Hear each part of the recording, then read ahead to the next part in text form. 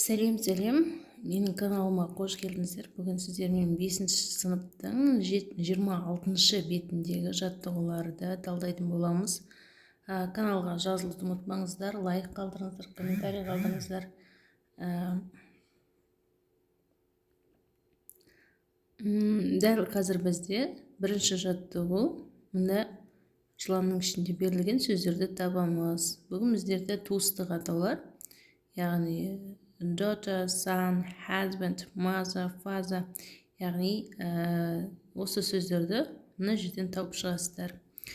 Екінші жаттығу, яғни мұнда берілген қорапшаның ішінде берілген сөздерді қойып шығатын боламыз.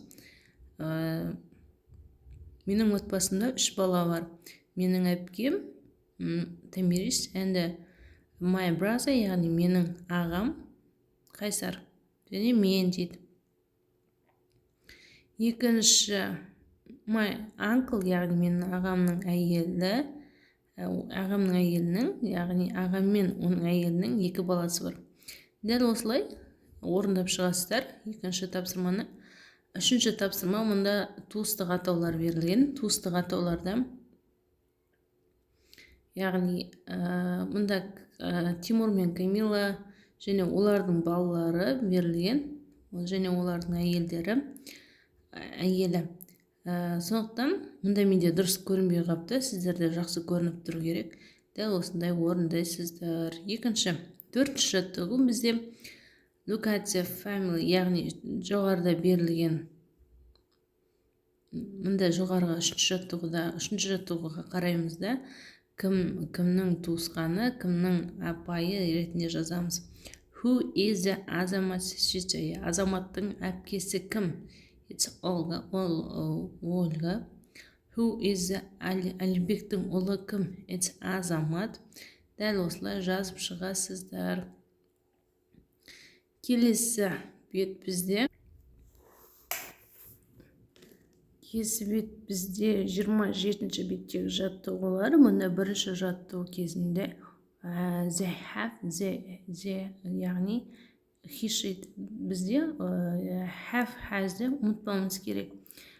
Зеда, юда біз әрдайым, және менде have-ді қолданамыз, he-ді, has-ді қолданамыз. Айзере, яғни ол she got a twin sister, яғни оның егіз апайы бар. I have, яғни менде бар сүйікті футбол командасы, яғни өздеріңізде және тағы екінші олда өзіне тиесілі зат бар екенін білдіретін кезде қолданамыз. Даниэл, яғни got, яғни олда бар, пианино сабағы 3-те. Дәл осылай аудармасын аударсаңыздар болады.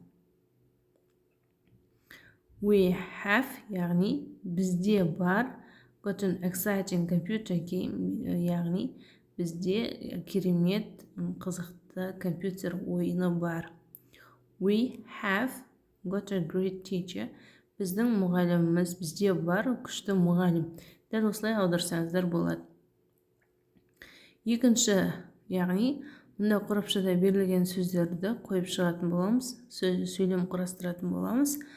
Мұнда Ханна, яғни Анна, яғни онда phone, телефон бар. Has got a small phone, онда кішкентай телефон бар. Милия және Лямды дәл осылай жалғастыра бересіздер. Келесі жаттығу бізде үшінші жаттығу write sentences about family and friends in other countries using the correct form of have got. Яғни have got-ты пайдаланып дұрыс сөйлемдер жазатын боламыз. I have got, яғни менде бар.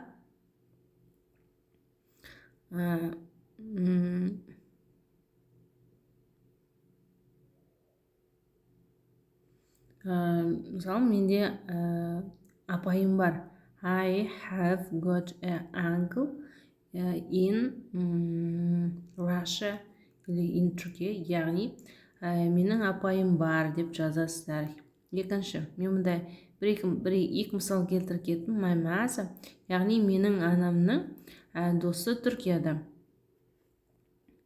My mother has got a friend, яғни she.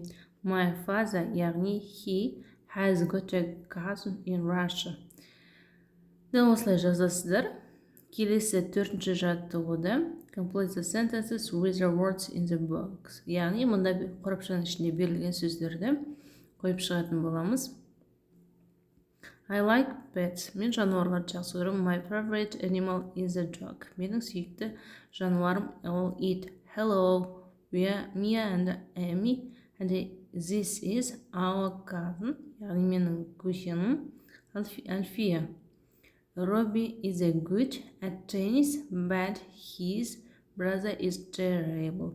Яғни менің Робби теннистен күшті, бірақ оның ағасы яғни ужасный. Жаман. Hey, Жазира, is this your shoe? Яғни бұл сенің аяқ киімің ба? That's Gulnara's twin sister. Her name is Irina. Gulnaraның егіз апайы, оның есімі Ирина. Бесінші. Көкшетау is a nice city. Its parks are great. Көкшетау керемет қала, әдемі жақсы қала, оның парктері күшті. Where are you? Where are your parents? Яғни сенің әке-шешең қайда? Ілияс.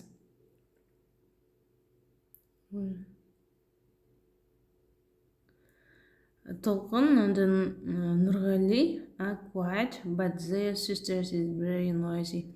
Толқын мен Нұрғали тыныш, бірақ олардың апайы өте шулы. Дәл осылай талқылауым сіздерге ұнаса, лайк басып, комментарий қалдырып отырыңыздар. Сіздердің әрбір комментарийларыңыз мен үшін мотивация. Сау болыңыздар. Өздеріңіздің сабақ туралы ойларыңызды жаза кетіңіздер. Келесі көріскенше.